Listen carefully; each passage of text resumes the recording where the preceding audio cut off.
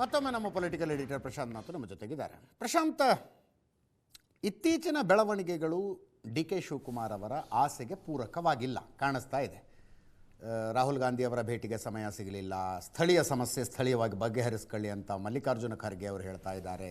ಈಗ ಸಮಾವೇಶ, ವೈರಾಗ್ಯದ ಮಾತುಗಳು ಅಂತ ಹೇಳಬಹುದಾ ಇವತ್ತು ಡಿ ಕೆ ಶಿವಕುಮಾರ್ ಅವರು ಆಡಿದ ಮಾತುಗಳನ್ನು, ಅಥವಾ ಫೈಟಿಂಗ್ ಸ್ಪಿರಿಟ್ನಲ್ಲಿ ಯಥಾ ಪ್ರಕಾರ ತಮ್ಮ ಟೋನ್ನಲ್ಲೇ ಹೇಳಿದ್ರು ಅನ್ಬೇಕಾ?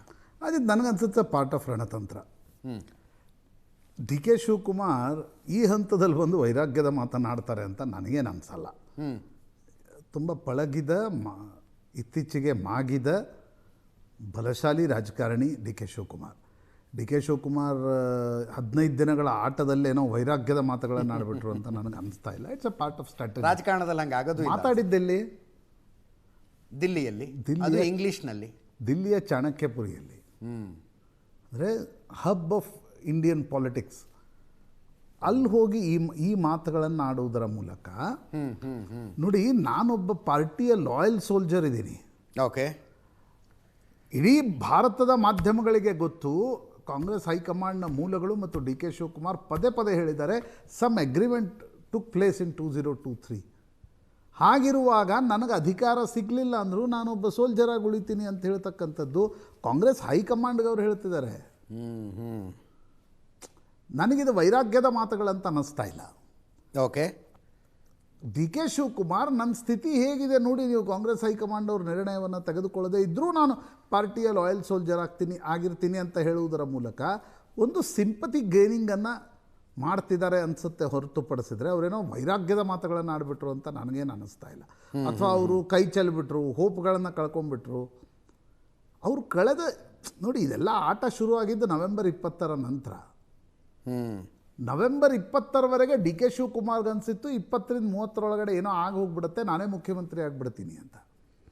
ಬಟ್ ಸಿದ್ದರಾಮಯ್ಯನವ್ರು ಏನು ಕೊನೆ ಕ್ಷಣದಲ್ಲಿ ಎಲೆಗಳನ್ನು ಹಾಕ್ಲಿಕ್ಕೆ ಆರಂಭಿಸಿದ್ರು, ಆ ಎಲೆಗಳ ಕಾರಣದಿಂದ ಕಾಂಗ್ರೆಸ್ ಹೈಕಮಾಂಡ್ ತರಾತುರಿಯಲ್ಲಿ ನಿರ್ಣಯಗಳನ್ನು ಮೇ ಬಿ ಅಜಿತ್, ಸಿದ್ದರಾಮಯ್ಯನವರು ಕೂಡ ಎಲೆಗಳನ್ನು ಹಾಕ್ಲಿಕ್ಕೆ ಆರಂಭಿಸಿದ್ದು ಡಿ ಕೆ ಏನು ಪರ್ಸೆಪ್ಷನ್ ಬಿಲ್ಡ್ ಮಾಡ್ತಾರೆ, ಆ ಪರ್ಸೆಪ್ಷನ್ ಡೆಲ್ಲಿಯಲ್ಲಿಲ್ಲ ಅನ್ನೋದು ಗೊತ್ತಾದ ಬಳಿಕವೇ ಇರಬೇಕಲ್ಲ. ಕರೆಕ್ಟ್, ಹೌದು ಹೌದು ಅಲ್ವಾ? ಹೌದು.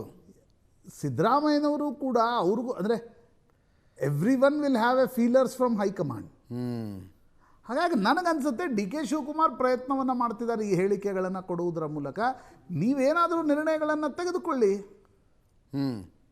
ನನ್ನ ಜವಾಬ್ದಾರಿ ಅಲ್ಲ ನಿರ್ಣಯಗಳನ್ನು ತೆಗೆದುಕೊಳ್ಳೋದು, ನಿಮ್ಮದು ಜವಾಬ್ದಾರಿ ಅನ್ನೋದನ್ನು ಅವರು ಲಾಯಲ್ ಪಾರ್ಟಿ ಸೋಲ್ಜರ್ ಅನ್ನೋದನ್ನು ಹೇಳುವುದರ ಮೂಲಕ ಹೈಕಮಾಂಡ್ಗೆ ಹೇಳ್ತಿದ್ದಾರೆ ಅಂತ ನನಗನ್ಸುತ್ತೆ. ಅವ್ರು ಹೇಳಿದರು, ನಾನೇನು ರಾಹುಲ್ ಗಾಂಧಿ ಅವ್ರನ್ನ ಭೇಟಿಯಾಗಲ್ಲ. ಹೌದು, ಡಿಸ್ಟರ್ಬ್ ಮಾಡಲ್ಲ ಅವ್ರನ್ನ ಅಂದರು. ಯಾಕಂದರೆ ಲಾಸ್ಟ್ ಟೈಮ್ ಅಪಾಯಿಂಟ್ಮೆಂಟ್ ಕೊಟ್ಟಿರಲಿಲ್ಲ. ಹೌದು. ಒಂದು ವೇಳೆ ಇದು ಹಿಂಗೆ 15 ದಿನ 20 ದಿನ 30 ದಿನ 40 ದಿನ ಮುಂದುವರೆದ್ರೆ ಡಿ ಕೆ ಶಿವಕುಮಾರ್ ಹೇಳ್ತಾರೆ, ನೋಡಿ ನಾನು ಹೈಕಮಾಂಡ್ ಆಕ್ಟಿವಿಟಿ ಏನೂ ಮಾಡ್ತಾನೇ ಇಲ್ಲ. ಇದು ಆಟನೇ ಇರ್ತಕ್ಕಂಥದ್ದು. ಹಾಗೆ ಇದರಲ್ಲೇನು ಡಿ ಕೆ ಶಿವಕುಮಾರ್ ಕೈ ಚೆಲ್ಲಿ ಕುಳಿತುಕೊಳ್ಳಲ್ಲ. ಅಥವಾ ಸಿದ್ದರಾಮಯ್ಯನವರು ಬಂದು ಇಲ್ಲ ಕುರ್ಚಿ ಮೇಲೆ ಕುಳಿತುಕೊಳ್ಳಿ ಅಂತ ಸಿದ್ದರಾಮಯ್ಯನವರು ಏನು ಹೇಳೋದಿಲ್ಲ. ಹೌದು. ಪರ್ಸೆಪ್ಷನ್ ಮತ್ತು ಹೈಕಮಾಂಡ್ನ ರಿಸ್ಪಾನ್ಸ್ ಹೇಗಿರುತ್ತೆ ಅನ್ನೋದ್ರ ಮೇಲೆ ಮುಂದಿನ ಆಟ ನಿರ್ಣಯ ಆಗ್ತಾ ಹೋಗುತ್ತೆ ಅಂತ ಅನ್ಸುತ್ತೆ ನನಗೆ. ಸಿದ್ದರಾಮಯ್ಯನವ್ರು ಹೆಂಗೆ 2 ಹೆಜ್ಜೆ ಮುಂದೆ, 1 ಹೆಜ್ಜೆ ಹಿಂದೆ, ಮತ್ತು 3 ಹೆಜ್ಜೆ ಮುಂದೆ, ಸಿದ್ದರಾಮಯ್ಯನವರು ಅವರ ಸ್ಟ್ರಾಟಜಿ ಅದೇ ಅಂತ ಕಾಣ್ತಿದೆ ಅಲ್ವಾ? ಹೌದು ಹೌದು. ನನಗನ್ಸುತ್ತೆ ಡಿ ಕೆ ಶಿವಕುಮಾರ್ ಕೂಡ ಅದೇ ಮಾಡ್ತಿದ್ದಾರೆ. But important is D K Shivakumar ಏನು ಕಾಂಗ್ರೆಸ್ ಹೈಕಮಾಂಡ್ ನವೆಂಬರ್ 20ರ ನಂತರ ಸಡನ್ ಆಕ್ಟಿವ್ ಆಗುತ್ತೆ ಅಂತ ಅಂದ್ಕೊಂಡಿದ್ರು, ಅದಾಗಲಿಲ್ಲ. ಆ ಆಕ್ಟಿವಿಟಿ ಕಾಣ್ತಿಲ್ಲ. ನನಗನ್ಸುತ್ತೆ ಆ ಬೇಸರ ಡಿ ಕೆ ಶಿವಕುಮಾರ್ ಮುಖದಲ್ಲೂ ಕೂಡ ಕಾಣ್ತಾ ಇದೆ. ಹೌದು. ಬಟ್ ಅದನ್ನು ಹೆಂಗೆ ಕನ್ವಿನ್ಸ್ ಮಾಡ್ತಾರೆ, ಹೈಕಮಾಂಡ್ ಏನು ಮಾಡುತ್ತೆ, ಸಿದ್ದರಾಮಯ್ಯನವರು ಇಲ್ಲೇನು ಹೇಳ್ತಿದ್ದಾರೆ ಅಲ್ಲೇನು ಹೇಳ್ತಿದ್ದಾರೆ, all will be decided once high command decided to have talks. ಪ್ರಾಯಶಃ ನನಗನ್ಸುತ್ತೆ ಸಿದ್ದರಾಮಯ್ಯನವ್ರ ಪ್ರಯತ್ನ ಇದೆ, ಆ ಟಾಕ್ಸ್ ಅನ್ನೇ ನಡೆಸ್ಲಿಕ್ಕೆ ಕೊಡಬಾರ್ದು ಇನ್ನೊಂದು 3 ತಿಂಗಳು. ಡಿ ಕೆ ಶಿವಕುಮಾರ್ ಪ್ರಯತ್ನ ಅಜಿತ್, ಟಾಕ್ಸ್ ನಡೆಸೋ ಮೂಡಲ್ಲಿ ಹೈಕಮಾಂಡು ಇದ್ದಂಗಿಲ್ಲ ಅಂದೆ. ಅಲ್ಲ, ಡಿ ಕೆ ಶಿವಕುಮಾರ್ ಅದೇ ಪ್ರಯತ್ನ ಮಾಡ್ತಿದ್ದಾರೆ. ಯಾವಾಗ ಮಾಡ್ತೀರಿ ಅದು ಮುಂದೆ, ಕರೀರಿ ಇಬ್ರನ್ನು ಒಂದ್ಸಲ ಅಂತ. ಎಸ್. ಬಟ್ ಹೈಕಮಾಂಡ್ ಅದಕ್ಕೆ ತಯಾರಿಲ್ಲ. ಹಾಗಾಗಿ ನನಗನ್ಸುತ್ತೆ ಡಿ ಕೆ ಶಿವಕುಮಾರ್ ಜನವರಿ 14ರವರೆಗೆ ಸುಮ್ಮನೆ ಇರ್ಬೋದು. ಅದಾದಮೇಲೆ ಏನು ಮಾಡ್ತಾರೆ, that will be very interesting ಅಂತ ಅನ್ಸುತ್ತೆ ನನಗೆ. ಡೇ ಟು ಡೇ ಬೈಟ್ಸ್ಗಳ ಮೇಲೆ ರಾಜಕಾರಣ ನಡೆಯಲ್ಲ ಅಜಿತ್. ಇವತ್ತು ಹಿಂಗೆ ಮಾತಾಡಿದ್ರು, ಈಗ ಖರ್ಗೆ ಅವರು ಅವತ್ತು ಹಂಗೆ ಮಾತಾಡಿದರು, ಮೊನ್ನೆ ಹಂಗೆ ಮಾತಾಡಿದರು. ಹೌದು.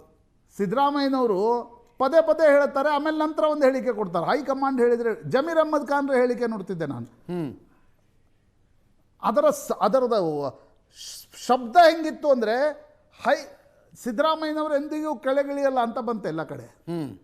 ಆಮೇಲೆ ನಾನು ನೋಡಿದೆ ಅದು ಏನು ಹೇಳಿದ್ದಾರೆ ಅಂತಂದರೆ, ಹೈಕಮಾಂಡ್ ಒಂದೇ ಸರ್ವಶಕ್ತಿಮಾನ್ ಇದೆ, ಸಿದ್ದರಾಮಯ್ಯನವ್ರನ್ನ ಹೌದು ಹೌದು ಹೌದು ಹೌದು. That is a true statement. ಅದಿತ್ತು. ಹೀಗಾಗಿ ನನಗನ್ಸುತ್ತೆ ಹೈಕಮಾಂಡ್ನಲ್ಲಿ ಒಂದು ನಿರಾಸಕ್ತಿ ನಿಶ್ಚಿತವಾಗಿ ಕಾಣ್ತಿದೆ.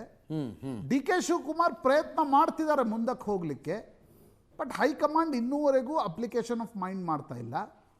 ಅಪ್ಲಿಕೇಶನ್ ಆಫ್ ಮೈಂಡ್ ಮಾಡದಂತೆ ತಡೆಯುವ ಪ್ರಯತ್ನವನ್ನು ಸಿದ್ದರಾಮಯ್ಯನವರ ಬಣ ಮಾಡ್ತಾ ಇದೆ. ಅಲ್ಲ, ಸಿದ್ದರಾಮಯ್ಯನವರ ಅನೇಕ ಮೂಗಳನ್ನು ಚೆಕ್ಮೇಟ್ ಮಾಡಿದ್ರು ಡಿ ಕೆ ಶಿವಕುಮಾರ್ ಇಲ್ಲಿ ತನಕ. ವಿ ಆಲ್ ರಿಮೆಂಬರ್, ಏನೋ ಜಾತಿ ಗಣತಿಯ ಶಿಫಾರಸುಗಳನ್ನು ಇಂಪ್ಲಿಮೆಂಟ್ ಮಾಡೋದಕ್ಕೆ ಹೊರಟಾಗಿನಿಂದ ಹಿಡಿದು ಡಿನ್ನರ್ ಮೀಟಿಂಗ್ಗಳ ತನಕ ಅನೇಕನ್ನು ಚೆಕ್ಮೇಟ್ ಮಾಡಿದ್ದಾರೆ. ಈಗ ಸಮಾವೇಶದ ವಿಷಯದಲ್ಲಿ ಸುಮ್ಮನೆ ಇರ್ತಾರಾ? ಅಜಿತ್ ನೋಡಿ, ಮುಖ್ಯಮಂತ್ರಿ ಆಗಿದ್ದವರನ್ನು ಗಾದಿಯಿಂದ ಕೆಳಗಿಳಿಸೋದು ಬಿಟ್ಟು ಬೇರೆ ಯಾವುದೇ ವಿಷಯದಲ್ಲಿ ನೀವು ಚೆಕ್ಮೇಟ್ ಮಾಡ್ತಾ ಹೋಗ್ಬೋದು. ಅಷ್ಟು ಬಲಶಾಲಿ ಡಿ ಕೆ ಶಿವಕುಮಾರು ಪಾರ್ಟಿಯಲ್ಲಿದ್ದಾರೆ, ಸರ್ಕಾರದಲ್ಲೂ ಇದ್ದಾರೆ, ಅವ್ರಿಗೆ ತಂದೆ ಆಗಿರ್ತಕ್ಕಂಥ ಒಂದು ಸ್ಟ್ರಾಂಗ್ನೆಸ್ ಇದೆ. ಬಟ್ ಅಧಿಕಾರದಿಂದ ಕೆಳಗಿಳಿಸುವ ಪ್ರಶ್ನೆ ಬಂದಾಗ, ಓಕೆ, ಸಿದ್ದರಾಮಯ್ಯನವರು as A incumbent chief minister is a very popular, ಹೌದು, ಇಸ್ ವೆರಿ ಶ್ರೂಡ್, ಮತ್ತು ಆ ರೀತಿ ಪಾರ್ಟಿಗೊಂದು ರೀತಿಯ ವೋಟ್ ಬ್ಯಾಂಕನ್ನು ಬ್ಯಾಕಿಂಗನ್ನು ಕೊಟ್ಟಿರ್ತಕ್ಕಂಥವ್ರು. ಹೀಗಾಗಿ ನೀವು ಬೇರೆ ನಿರ್ಣಯಗಳನ್ನು ವಿಟೋ ಮಾಡೋದು ಸುಲಭ. ಕರೆಕ್ಟ್.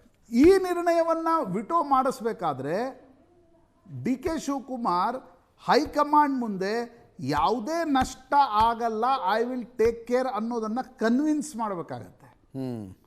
ಆ ಕನ್ವಿನ್ಸ್ ಡಿ ಕೆ ಶಿವಕುಮಾರ್ ಅವರಿಗೆ ಇನ್ನೂವರೆಗೂ ರಾಹುಲ್ ಗಾಂಧಿಗೆ ಮಾಡಲಿಕ್ಕೆ ಸಾಧ್ಯ ಆಗಿಲ್ಲ. ಓಕೆ, ಅದು ಬಹಳ ಸ್ಪಷ್ಟವಾಗಿ ಕಾಣ್ತಾ ಇದೆ. ಈ ಸಚಿವ ಸಂಪುಟ ಪುನರ್ರಚನೆಯನ್ನು ನಿಲ್ಲಿಸೋದಕ್ಕೆ ಅದಕ್ಕೆ ಸ್ಟೇ ತರೋ ಅಲ್ಲಿ ಹೆಂಗೆ ಕನ್ವಿನ್ಸ್ ಮಾಡಿದ್ರು ಇವರು? ಅಜಿತ್, ಅದು ಬೇರೆ ವಿಷಯ ಅಂತೀರಾ? ಸಚಿವ ಸಂಪುಟ ಪುನಾರಚನೆಯನ್ನು ನಿಲ್ಲಿಸೋದು, ಸಚಿವ ಸಂಪುಟ ಪುನಾರಚನೆ ಮಾಡಿದರೆ ಜಗಳ ನಾಳೆ ತಾರಕಕ್ಕೆ ತೆಗೆದುಕೊಂಡು ಹೋಗಿ ಚರಮಕ್ಕೆ ಹೋಗಿ ಅನ್ನೋದು ಲೆಕ್ಕ ಅದು. ಈಗ 2 ನಿರ್ಣಯಗಳಿವೆ ಅಲ್ವಾ? ಹೌದು. ಸಚಿವ ಸಂಪುಟ ಪುನಾರಚನೆಗೆ ಅವಕಾಶ ಕೊಡೋದು, ಸಿದ್ದರಾಮಯ್ಯನವ್ರನ್ನ ಕೆಳಗಿಳಿಸೋದು. ಸಿದ್ದರಾಮಯ್ಯನವ್ರನ್ನ ಕೆಳಗಿಳಿಸುವ ನಿರ್ಣಯ ಸಿದ್ದರಾಮಯ್ಯನವರ ಬಣಕ್ಕೆ ತಾರಕದ ನಿರ್ಣಯ ಅದು. ಹೌದು. That is a do or die situation for Siddaramaiah's politics. ಸಚಿವ ಸಂಪುಟ ಪುನಾರಚನೆಗೆ ಅನುಮತಿಯನ್ನು ನೀಡುವ ನಿರ್ಣಯ ಡಿ ಕೆ ಶಿವಕುಮಾರ್ ಅವರಿಗೆ ನೀವೇನು ಬೇಕಾದರೂ ಮಾಡಿಕೊಳ್ಳಿ ಅಂತ ಹೇಳುವ ನಿರ್ಣಯ ಆಗುತ್ತೆ. ಹೌದು. ಆ 2 ನಿರ್ಣಯ ಅದು ಅತಿರೇಕದ ನಿರ್ಣಯ as far as today's politics, Congress politics is concern. ಅದರ ಒಳಗಡೆ ಏನೇನು ಬೇಕೋ ಆ ನಿರ್ಣಯಗಳನ್ನು ಮಾಡಿಸುವ ತಾಕತ್ತು ಡಿ ಕೆ ಶಿವಕುಮಾರ್ಗೂ ಇದೆ, ಸಿದ್ದರಾಮಯ್ಯನವ್ರಿಗೂ ಇದೆ. ಈಗ ಲಕ್ಷ್ಮೀ ಹೆಬ್ಬಾಳ್ಕರ್ ಪ್ರಕರಣ ತೆಗೆದುಕೊಳ್ಳಿ ಅಜಿತ್.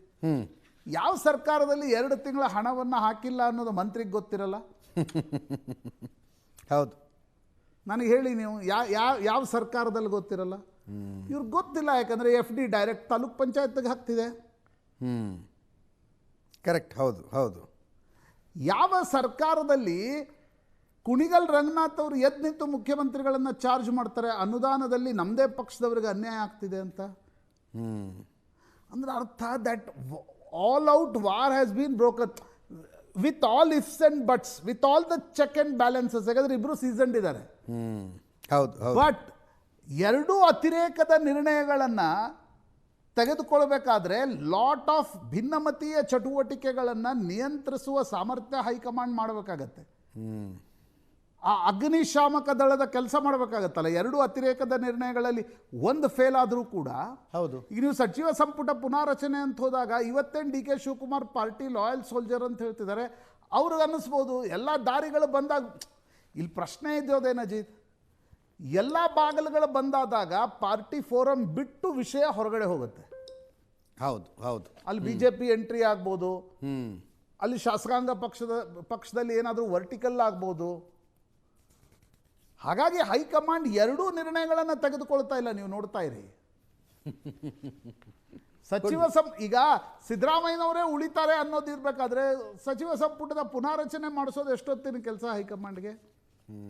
ಬಟ್ ಅಲ್ಲಿ ಡಿ ಕೆ ಶಿವಕುಮಾರ್ ಏನು ಮಾಡ್ತಾರೆ ಅಂತ ಹೇಳಕ್ಕೆ ಬರಲ್ಲ. ಯಾಕಂದರೆ ಅವ್ರಿಗನ್ಸುತ್ತೆ ಮೈ ಹೋಪ್ಸ್ ಆರ್ ಓವರ್. ಎಸ್, ಸಿದ್ದರಾಮಯ್ಯನವ್ರನ್ನ ಕೆಳಗಿಳಿಸಿ ಈಗ ಡಿ ಕೆ ಶಿವಕುಮಾರ್ ಮಾಡೋದಿದ್ರೆ ಜನವರಿಯಲ್ಲಿ ಮಾಡ್ತೀವಿ ಅಂತಕ್ಕಂಥದ್ದನ್ನು ಹೇಳಿದರೆ ಸಿದ್ದರಾಮಯ್ಯನವರು ಮೈ ಹೋಪ್ಸ್ ಆರ್ ಓವರ್. ಹೌದು, ನನಗನ್ಸುತ್ತೆ ಹೈಕಮಾಂಡ್ ಎರಡೂ ಅತಿರೇಕದ ನಿರ್ಣಯಗಳಿಗೆ ಹೋಗದೆ, ನಿರ್ಣಯವನ್ನೇ ತೆಗೆದುಕೊಳ್ಳದೆ, ಸಾಧ್ಯ ಆದಷ್ಟು ಪೋಸ್ಟ್ಪೋನ್ ಮಾಡ್ತಾರೆ. ಸಾಧ್ಯ ಆದಷ್ಟು ಪೋಸ್ಟ್ ಮಾಡ್ತಾ ಗೆಸ್ಸಿಂಗ್ ಗೇಮ್ನಲ್ಲಿ ಇರಿ ಅನ್ನೋದನ್ನು ಹೇಳ್ತಿದೆ. ಗೆಸ್ಸಿಂಗ್ ಗೇಮ್ನಲ್ಲಿರಿ. ಈಗ ಸಂಪುಟ ಪುನಾರಚನೆ 2-3 ಸೀಟ್ ಯಾಕೆ ಬಿಟ್ಟು ಕೂತಿರ್ತಾರೆ ಎಲ್ಲ ಸರ್ಕಾರದವರು? ಪ್ರತಿಯೊಬ್ಬನು ಕಾಯ್ತಾ ಕೂತಿರ್ತಾನೆ. 3ರಲ್ಲಿ ನನಗೆ ಸಿಗ್ಬೋದಾ, ನನಗೆ ಅವ್ನು ಭಿನ್ನಮತೀಯ ಚಟುವಟಿಕೆ ಮಾಡಕ್ಕೆ ಹೋಗಲ್ಲ. 3 ತುಂಬಿಟ್ರೆ ಭಿನ್ನಮತೀಯ ಚಟುವಟಿಕೆಗಳು ಶುರುವಾಗ್ತವೆ. ನನಗನ್ಸುತ್ತೆ ಹೈಕಮಾಂಡ್ ಮನಸ್ಸಿನಲ್ಲಿದೆ, ಏನನ್ನೂ ಮಾಡದೆ 1-2 ತಿಂಗಳ ಕಾಲ ಸುಮ್ಮನೆ ಕುಳಿತುಕೊಳ್ಬೇಕು. ಆಗ ಪರಿಸ್ಥಿತಿ ಏನಾಗತ್ತೆ ನೋಡಿಕೊಂಡು ಸಿದ್ದರಾಮಯ್ಯನವ್ರನ್ನ ಕನ್ವಿನ್ಸ್ ಮಾಡೋದಾ, ಒಂದು ಮಾತುಕತೆಯಲ್ಲಿ ಮುಗದೆ 2ನೇ ಮಾತುಕತೆಗೆ ಅದನ್ನು ತೆಗೆದುಕೊಂಡು ಹೋಗೋದಾ? ಎಸ್, ದಿಲ್ಲಿಯಲ್ಲಿದ್ದವ್ರಿಗೆ ಈ ಆಟಗಳೆಲ್ಲವೂ ಸರ್ವೇ ಸಾಮಾನ್ಯವಾಗಿ ಗೊತ್ತಿರ್ತವೆ.